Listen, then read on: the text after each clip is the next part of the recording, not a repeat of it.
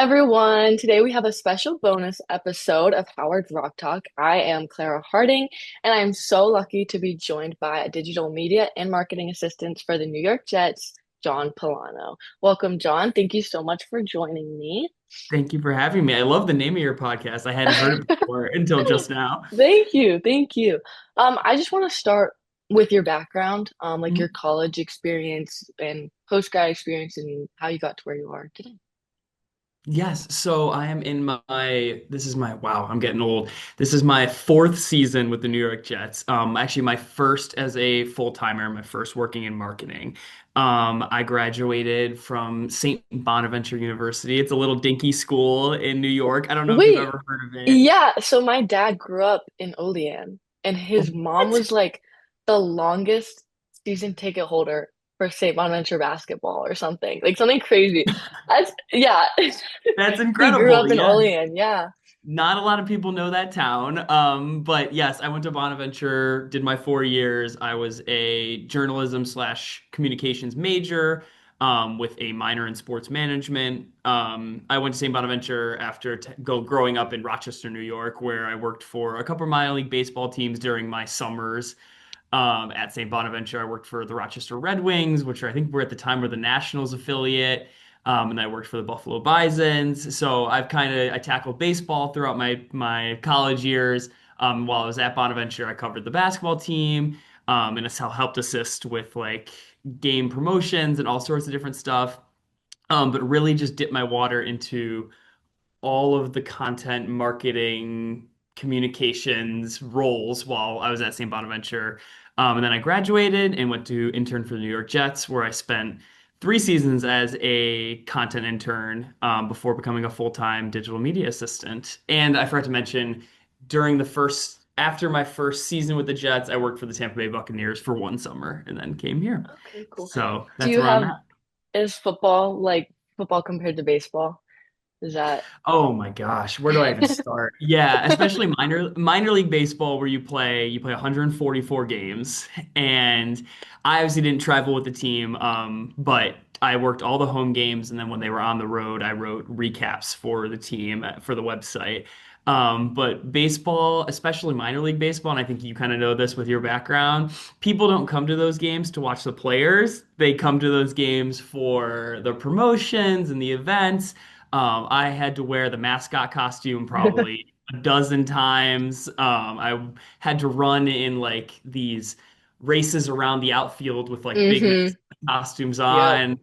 Yes, we had this one game we really like to do with fans where we would bring a dad and his son out to the field or a daughter, and the son would stand in left field with a like butterfly net, and we would launch cheeseburgers using like a catapult. Like the dad would launch cheeseburgers into right field and he would try to catch it. Okay, Uh, that's crazy. yeah, so let's just say none of that is happening at the Jets. I think the most creative we get with like halftime and between, I guess, between inning or between quarter events are, we have a field goal challenge coming up in a couple weeks where a fan will get a chance to win like a ton of money if he makes a field goal on the field or stuff like that. But they're coming obviously to watch the team, not for the promotions. Not that we don't do a good job with all that kind of stuff, but the team sells tickets as much as we do.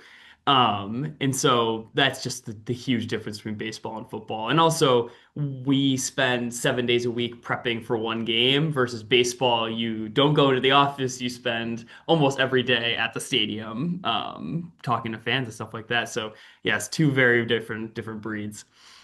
That is interesting. Did you have to, when you kind of did that transition from like all the minor league baseball stuff to the Jets and the Buccaneers, was it hard to like change that mindset of sort of we're less on like the fun and like more like engaging side and more of like, I don't know, you have to get all your sponsors in and like stuff like that. Was Mm. that hard kind of transition? Yeah, because you definitely are, and this is one thing like my boss, Tony Mancuso, like really pushed when I was here the first couple of years is, can you find ways for whether it be content or whether it be like events you're doing at the stadium or whatever, how can you find ways for it to be manipulated so that it can show up on social media, it can show up on a billboard, it can show up in an email, basically just as you're creating whatever you're creating, trying to find ways to manipulate it to show up all those different places.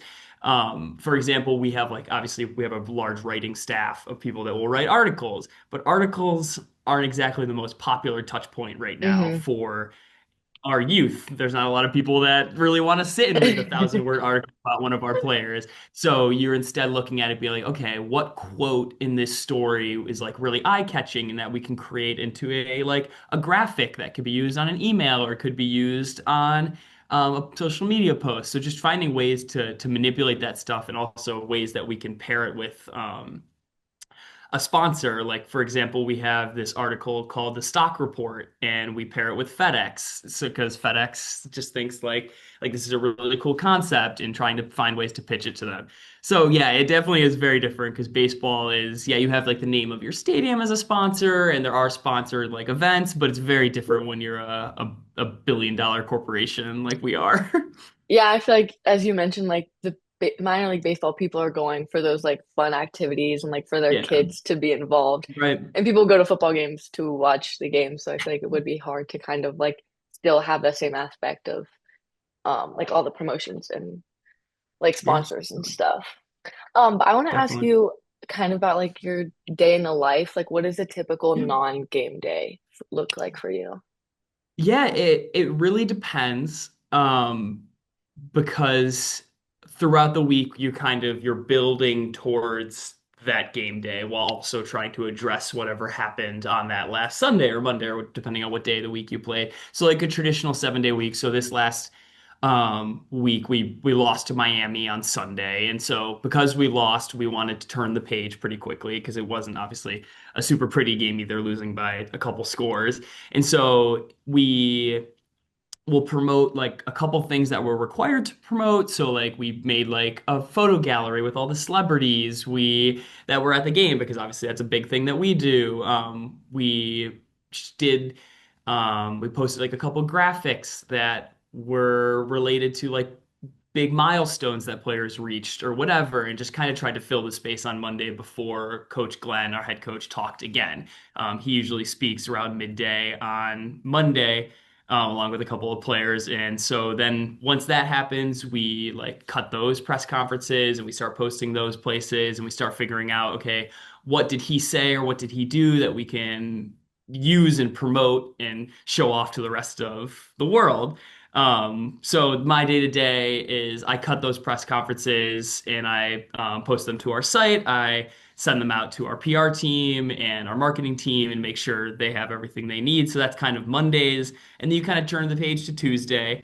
And we call it turn the page Tuesday because you are fully turning the page to the next week. Next So week. we are this week. Who the heck are we playing? We're playing the Jacksonville Jaguars this week. It's a road game, so it's very, very different than home games. Home games we have Mhm. to start prepping like what's our merch item of the game, what's our food item of the game, what are like the deals that we're going to promote for this upcoming game, what is a lot of the games also have themes, like for example my cause my cleats. I don't know if you've ever heard of that. Yeah, yeah. Salute to service, like depending on what the event is, like this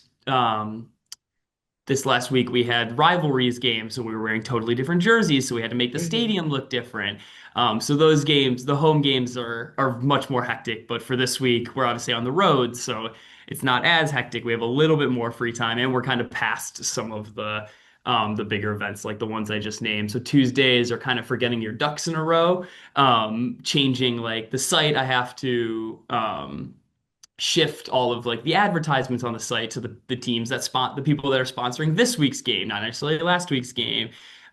Start promoting tickets for our last home game, or in this case, whatever would be the next home game. So we start putting up ads for our Patriots game that's in week 17, I think. And then once we kind of get back into the flow, so Wednesday, Thursday, Friday are when the players return for practice. So we get to collect a lot more content from them and start figuring out what articles we're going to write, what videos we're going to post, start posting photo galleries and recording podcasts. And we also have like a show that we record for CBS every week that runs on Saturdays. So now that the coaches are back around, we'll do interviews with them for that.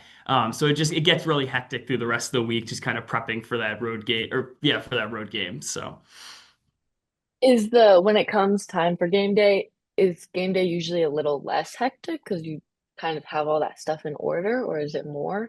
We try to put ourselves in the best possible position, but no, it's usually just absolutely crazy, Just especially with the yeah. team this year, just having so much turnover, whether it be starting quarterback because we're on our like maybe our potentially our third different quarterback is going to start this week, and we obviously we traded some of our bigger players earlier this week. I don't know how close you're following the Jets, but. Um, yeah, so those game days are hectic. It usually starts with when we first get in arrivals, so the players arrive at the stadium. And we like post all those photos and videos because obviously all these players to have their fits.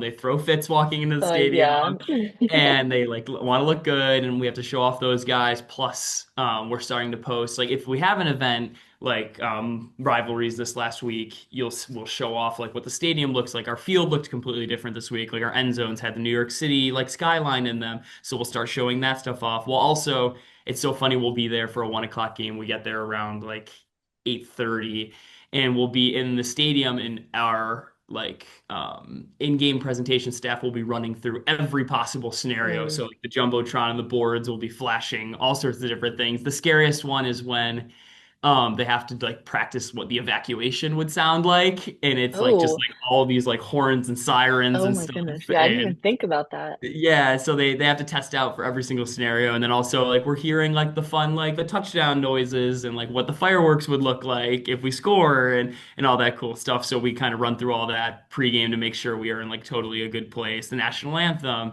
all that's because I mean there's so much stuff that goes into the game presentation. And so yeah, once the players start warming up, we have to post all the photos of them warming up and all sorts of graphics.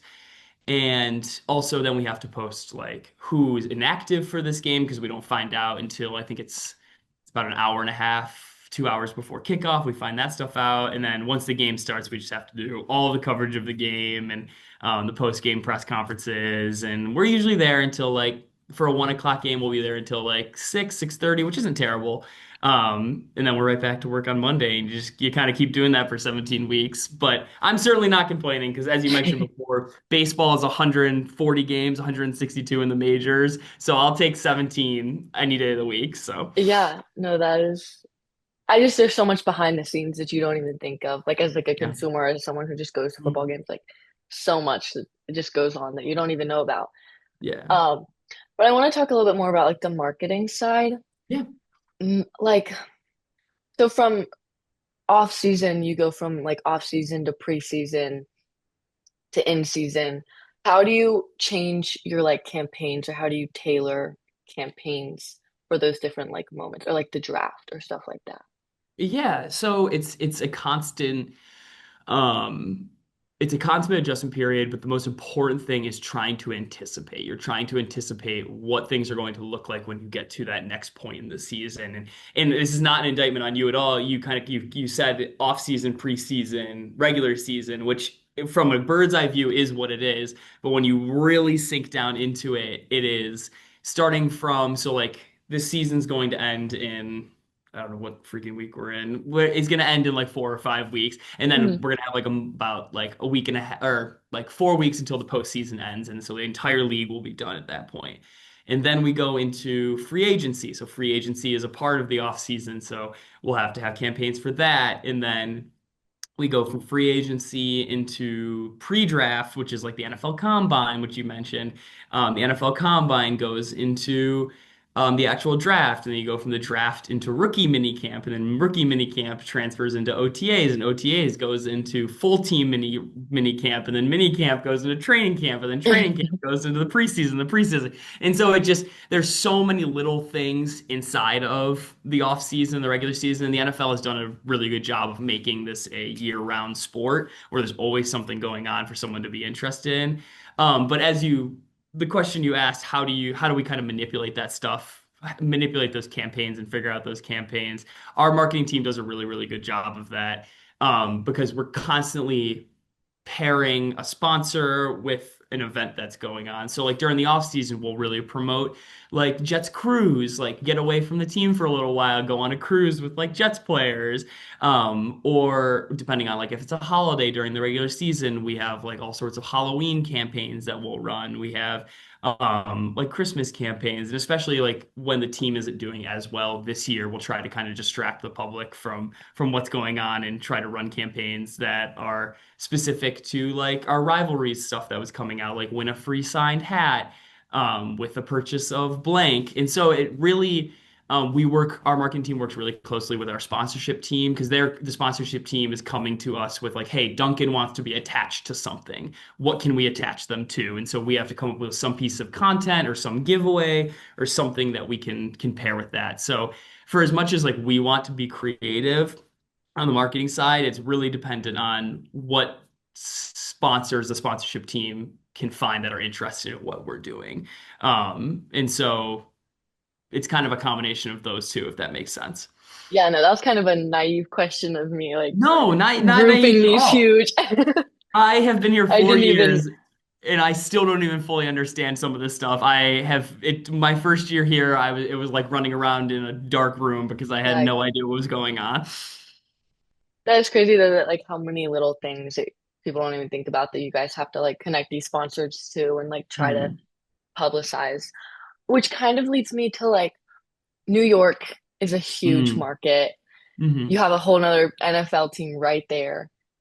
How do you, is it, or do you find yourselves like competing with them as much, or is it just like you guys are improving yourselves and like I don't know. Does that make sense? Yes, yeah. No, that totally makes sense. Yeah. No, it is something we think about every single day, 100%. I have the NFL, for as much as it's this like billion-dollar corporation, we are all like constantly talking to each other, whether it be like conversations with San Francisco or Arizona or whatever. You're constantly trying to figure out like what they're doing that they're doing really well and what can we not just like copy to a certain extent. Yeah, And we can't pretend that the market that we're in is not one of the two most competitive, along with like LA, especially because they have the two teams as well. We can't pretend that we're Arizona. And I'm not trying to throw shade at Arizona, but from the conversations I've had with them, the only people they're competing with are themselves. They're trying to up their numbers every year because they don't have the New York Post or the New York Times covering their team at the same time. They don't have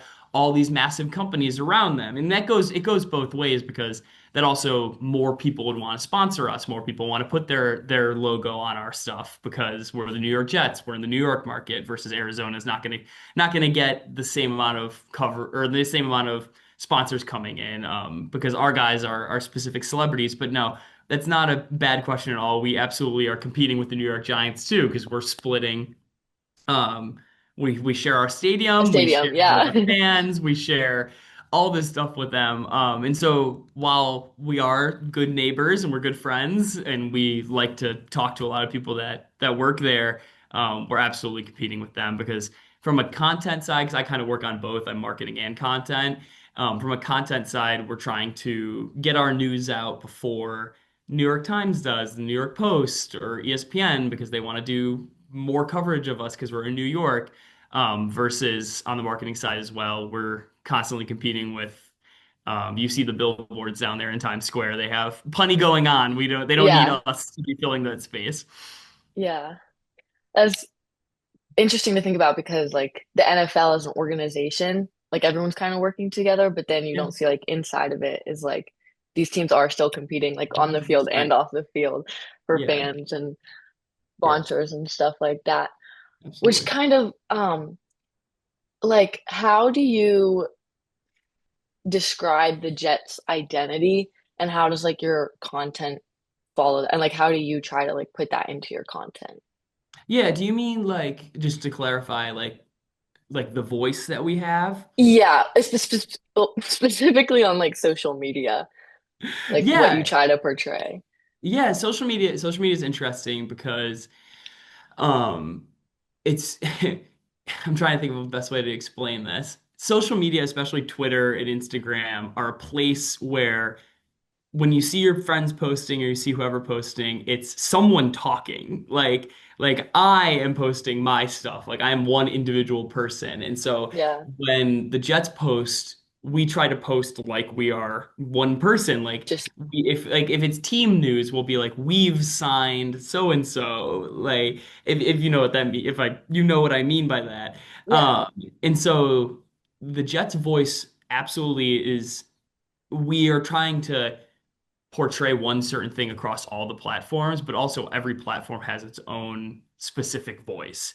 Like you're not going to be posting on Twitter the same way you're posting on LinkedIn or TikTok or Snapchat or whatever. I mean, we have accounts on pretty much everything, even like Threads in some of those yeah, places. yeah, And so when you're on Twitter, you're probably going to be a little more fun, but still like a little bit newsier. You're going to be posting like articles and interesting to statistics and stuff like that. Versus on TikTok, we're gonna post. We don't want to post anything interesting. We're gonna be posting mini mics of players yeah. telling us their favorite sandwich in New York City or what their thoughts are on. I don't know if you remember that stupid dress that no one knew if it was Oh gold yeah, or blue. yeah. Yeah, like we'll be posting ridiculous stuff like that to entertain people. Versus LinkedIn, no one wants to see anything like that. That is all.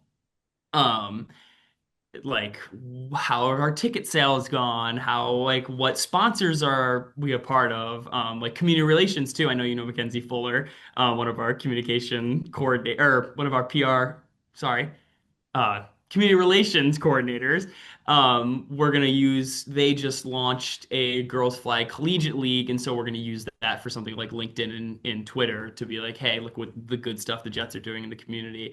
So while we do have a voice and we do like, we've been trying to figure it out for a long time, also with like a new head coach being here and we have to kind of reflect also what's going on in the field. Every platform itself is different. Like LinkedIn and then also like the traditional marketing, like email marketing or like our game day guides, which we have, are going to be a little more formal versus like Instagram and TikTok are going to be incredibly informal. Yeah, that's, I mean, I guess that's kind of given. Like every social media Yeah. platform has its different type of content and voice and whatnot. Yeah.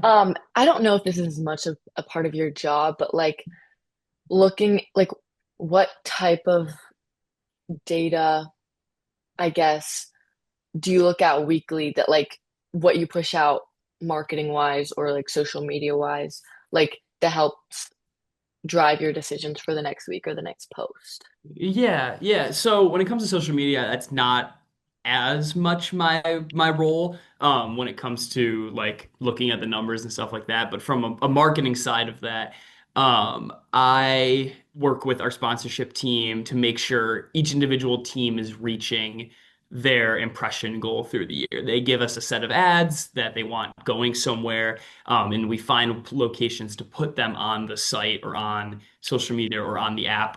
The app is kind of my baby. I run it and make sure it looks correct and all those good things.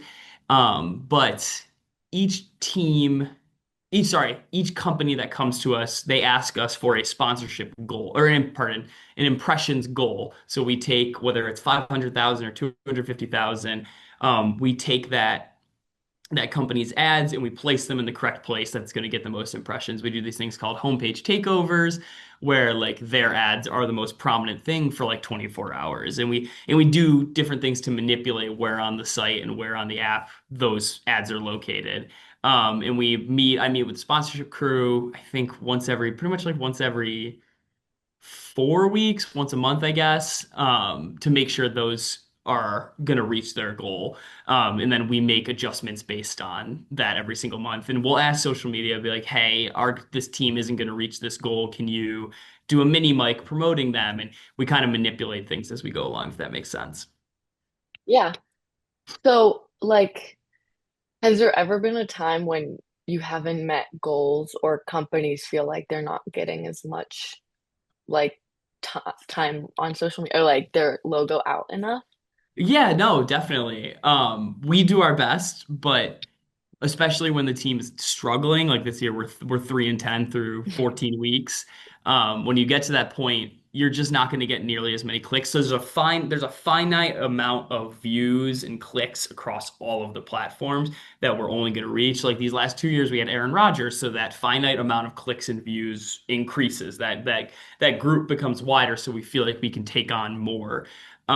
This year in particular, though, because we have a new head coach and we traded away two of our stars, that finite amount of clicks kind of shrinks down. So you do your best at the beginning of the year to kind of predict what you're going to reach and like what work feel comfortable with. And that's kind of a good conversation between sponsorships and us trying to figure out, okay, how much can we fit into that bubble?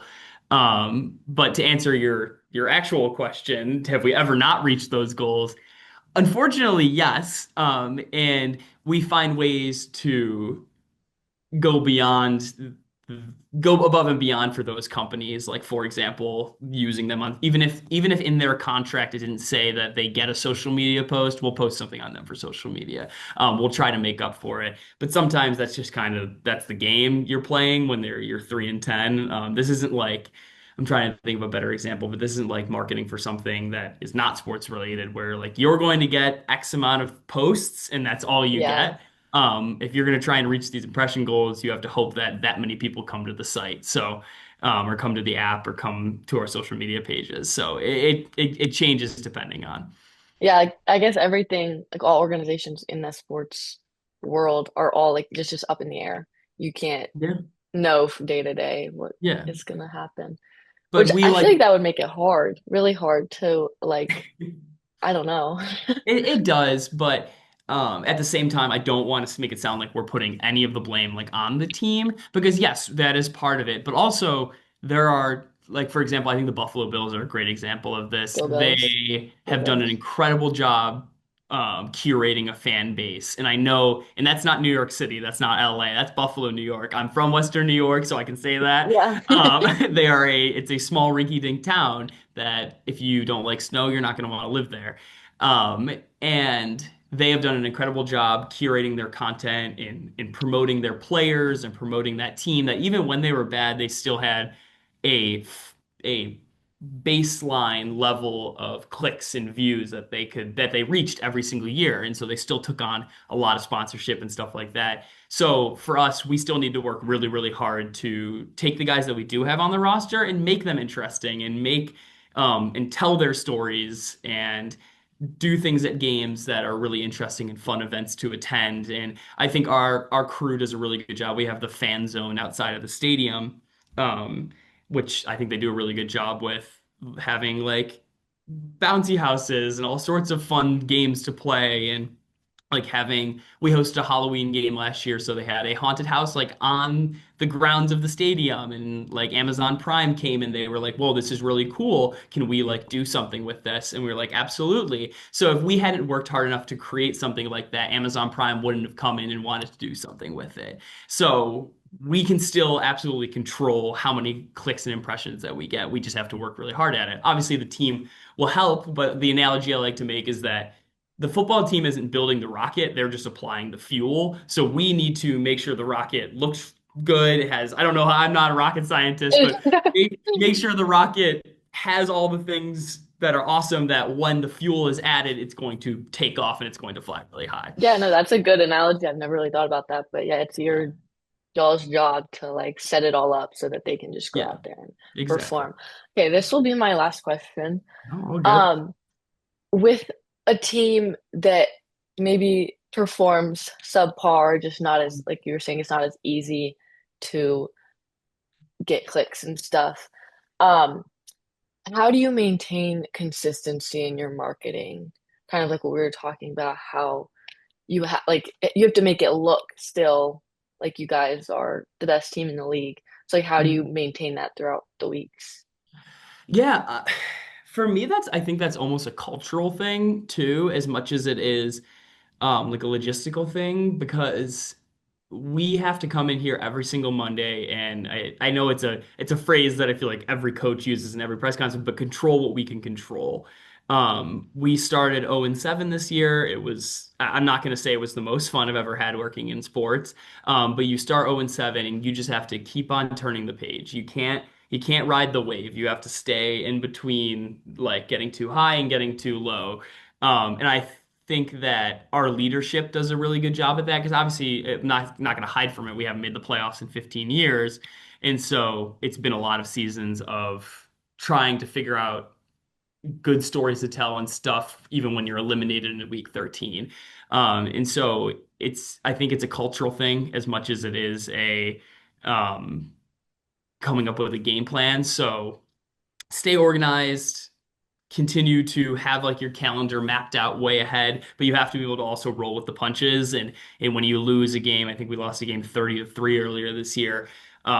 You have to look at each other and be like, hey, this is your job. This is, yes, as much as we are fans of this team and this is a sport, it is our job to keep promoting these guys. And it feels good too that this particular team has a bunch of players on the roster that really pardon my French, give a shit and really, really care. So when they're playing hard, it makes us feel like we want to do our jobs. But even if they aren't playing hard, we have no choice. We have to keep doing our jobs. And at the same time, remember how lucky you are to be working in sports. We're not teachers, we're not doctors. I have both of those in my family. Both my sisters are teachers and doctors. And so they are really going through it day to day. I didn't mean to get so deep and philosophical on that question, but it's interesting. No, that's great. I think it's good, like a reminder for yourself that like even when your team is not performing the greatest, like Mhm. you still are at that highest level of Yeah. professional football and like you're still working in sports, which is like so Yeah. cool for anyone remotely interested. Yeah. Yeah. And that is all I have for you today. Okay, Thank you amazing. so much for doing this Of for me. course. Your insights were all really cool. I hope to be somewhere similar in my years after college. But thank you so much. Of This course. was a huge help. And good luck with the rest of the season. And tell Mackenzie I say hi again. I will. I It will. was Thank great to you. meet you too. Yes. No, Thank you so seriously. much. Yeah, yeah, yeah. If you need anything across the board, just let me know. Thank you so much. Yeah. Okay, so that was John Pullano. He was great. I think it's really interesting to see from someone who just watches sports a lot, like especially the NFL. um Things he was talking about, like how when I asked just about like, oh, off season, preseason, and he just like listed all these things that I would never think about, that these like marketing teams and social media teams have to consider, especially when considering sponsorships and um getting content out. They have, like he said, like the NFL is a like whole year round sport. There's always something going on for fans and for like employees or you know people to be working on stuff, which I think is really cool because when I first kind of thought about going into the sports world and like finding a job, I was always so curious of what they did on the off season, but like for the like it's just a normal job. They work year round, like it's always something. I wanted to talk a little bit more about the marketing side. I know he had really great insights, kind of what their goals are and what they have to do throughout individual days and individual weeks, and then even throughout the season when they kind of pair sponsors up with things that they're doing, like um the combine. I don't know, he like all these little things I had never even heard of before. But I think it's interesting because from a marketing point of view, putting sponsors on something is really beneficial for both. So I actually just read a paper that goes along with this topic of marketing and social media really well. The paper was on using social media as a tool for relational or relationship marketing. And basically, relationship marketing is just like building a collaborative relationship via communication and interaction between organizations and their stakeholders, which is a quote from the paper. So basically, just maintaining, I think that's the biggest thing is maintaining those relationships because having a loyal fan, it's way less work to keep a fan loyal and way less money to keep a loyal fan than try to go out and round up all these new fans. Not saying that they don't put any effort into that, but it is just two different sectors of what they're promoting and what they're marketing. Like it's two different marketing strategies trying to keep fans loyal. Like fans you already know who are there, they want to see different things than maybe younger fans or fans looking to get into the sport, stuff like that. Just completely different marketing strategies. I don't know, I'm rambling.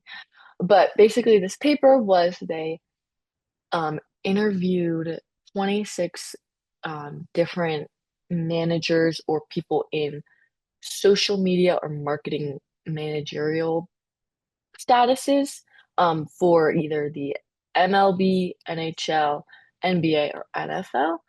So from those four, there was a pretty equal um, distribution between the leagues. But they basically just interviewed them about the use of social media as a tool to promote their, or I don't even know what the term is, like promote their relational marketing, do relational marketing. I don't know. But yeah, that was basically the whole thing.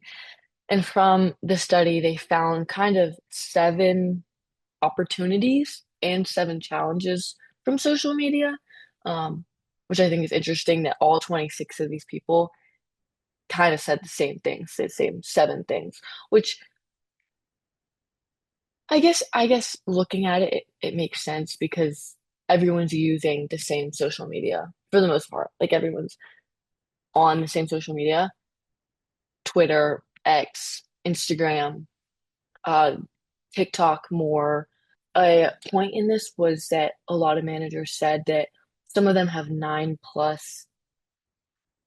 social media platforms, but they can only really keep up with maybe five, if that, just because they don't have the manpower or the knowledge as much to like succeed in these different platforms because they're all so vastly different that you need to have a like coherent understanding of each of them to post because like as we were talking about each one of them has a completely different voice and narrative that you have to push like he was saying like TikTok you're going with trends you're doing the mini mic with players you know X or Twitter you're posting more news um trying to get clicks maybe to your website to your app stuff like that the seven opportunities that they said that social media brought them was knowledge of fans. So basically just what fans want. Um, it's a quick, like a very quick way just to gather what people are saying about what they want, maybe in-game from in-game experiences, stuff like that. Um, also, this is kind of related, but like feeling the pulse. So kind of understanding what fans want, like a similar, I guess. Brand humanization, which I thought this was a huge one. These professional sports leagues are huge, million-dollar companies, like multi-million-dollar companies, like he was saying. Um, it's important that when they go on social media, they sound like any other person. Like he was saying, they just try to post like they're one person or like the we, like try to keep it very personal. Um, which I think is huge because often as fans we forget that like I don't know, even talking to him, I'm like reminded that like there are so many people behind the scenes that go into this that like it's not just a whole entity. It's like all these people inside of it making it look like this nice polished thing. Also, a point that they mentioned is ongoing dialogue. So social media offers an opportunity to engage in real-time dynamic and ongoing one-on-one dialogue with fans without time barriers or border restrictions. Obviously, social media gives both organizations and fans that ability to connect with each other, which I think is super important because it goes back to like the first 2 points of like knowing what your fans want and feeling the pulse and trying to get gauge a sense of what is going on with people because that is their main job. The team's main job, go out and play the game. These marketing managers and social media managers' main job is to retain fans and like relational marketing, like keep these fans engaged, um, and build relationships. Another one of the seven opportunities is fan nations in social media. I mean, I would go on my social media right now and see fan accounts. I know, Clemson in like, bam, already. Like, Clemson, there are, I could like think of like three Clemson football players right now who have their own fan accounts. I know another group, um, had a podcast with like the Sammy Brown whisperer, and that's just a one example. I've seen Chris Denson, like just Chris Denson worshiper or like fan account, will help. Like there's everyone is out there. Um, and that is a huge part of fans feeling like they are a part of something bigger. So these fan nations, social media really allows them to express their identity, by creating social media accounts like this. And even for people who don't go and make these fan accounts, because these are, in the minority, but for people just to go comment on things and see other people's posts and profiles makes the fan identity so much stronger because they have so many people on social media that they resonate with and they relate with, that creating fan nation is so much quicker and easier. Another thing is content delivery. Social media removes third parties and provides the ability to directly offer behind the scenes stories and exclusive content to sports fans.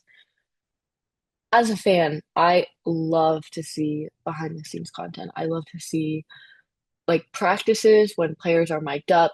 I love to see, um, like he was talking about, like when they walk in with their outfits on, um, and all the like practice videos when they do ask, like when they ask questions and stuff like that. The last of the opportunities that they mention are, is customer service. Um, so social media serves as the most immediate means to provide answers for fans when they have problems, issues, questions. I think about this all the time is fans, I see this on TikTok. People will post like, I went to this game and I had a horrible experience, and they'll list whatever. And then oftentimes I see that team in their comments being like, oh, like DM us personally, like we can get this sorted out, like DM us. From a fan's perspective of like, oh, they actually do care about me. Like I would go back there because they did everything in their power to make whatever I felt was wrong right again. Another challenge is operational management, challenge of day-to-day operations or real-time content management, such as finding balance between speed, creativity, and accuracy. I think this one would be huge because you still have to do the rest of your job of coming up with ideas and making sure, like we were talking about earlier, all of your sponsors are where they're supposed to be as many times as they're supposed to be, but you still have to have like the manpower and the people who are knowledgeable to go out and post and go out and get new content and be creative, but still stick to your schedule at the same time. Another challenge is actionable data. So these companies go out and get all of this data, so much, sort it, filter it, and then they have to figure out how to use that. Once you have it, you have to decipher of, you know, what to do with this information. You have all this information, and then you have to decide where to go from there. Um, Lack of control over messages. This one would also be huge because you don't know. You like people go online and say anything. If they get viral, it goes viral. Like you cannot control anything. So like he said, and like how teams and coaches say this all the time, like control what you can control. So sometimes you just gotta ignore it, I guess. I don't know, I'm not in that position. But like I feel like obviously it's like situational, but you gotta control what you can control. Influential opinion leaders.